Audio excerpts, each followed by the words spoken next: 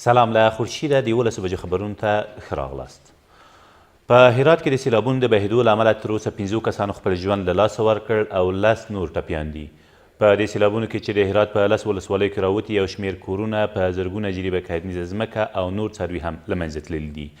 د هرات د والي ویاند زیاتوي په دې لړ کې په اوبې ولسوالۍ کې یو فرانکوچ موټر له 11 سورلۍ سره یو ځای تری تم شوی او د هرات کندهار لویه لاره هم د ټرافیک پر مخ تړل شوې ده.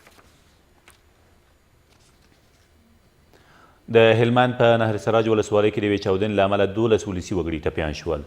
د هلمند ولایت د رسنیو دفتر مسؤلین وایي دغه پیښه تېر ماښام نږدې 7 بجې د یادې ولسوالۍ په بازار کې په یو موټر کې د ځای په ځای شوي ماین د چاودنې له امله رامنځته شوې ده. د سرچینې په وینا په ټپیانو کې 6 ماشومان هم شامل دي او د ټولو ټپیانو روغتیایي وضعیت د ډاډ وړ دی.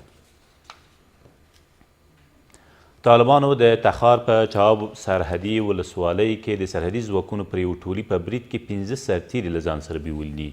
د تخار امنیه قماندان حشمت مسلم وایي دغه پیښه نن سهار وختي رامنځته شوې او تر اوسه د بیول شویو سرتیرو د برخلیک په اړه کره معلومات په لاس کې نشته. ویل کېږي په دې نښته کې چاته زیان نه دی اوښتی.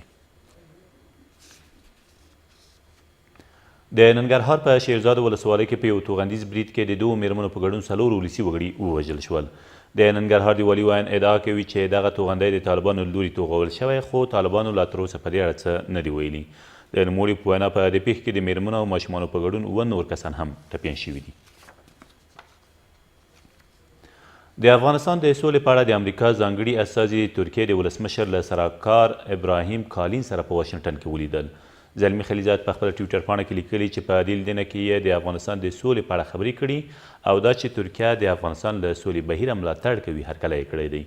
نوموړی زیاتوي دا مګړی په واشنګټن کې دی او هغه راپورونه سم نه دي چې ګواکې دی په دوحه کې پر خبرو بوخت دی.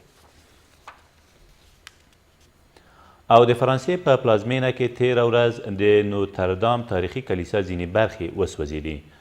د فرانسې د سیمه ییزو مسؤلینو په وینا تر اوسه دغې اور لګېدنې له امل نه دی روښانه شوی او د دغه اور د مړه کولو پر مهال د اور وژنې یو کارکوونکی هم ټپي شوی دی. د دغې کلیسا کار په 12مه پیړۍ کې پیل او په نږدې 2 پیړیو کې جوړه شوې ده.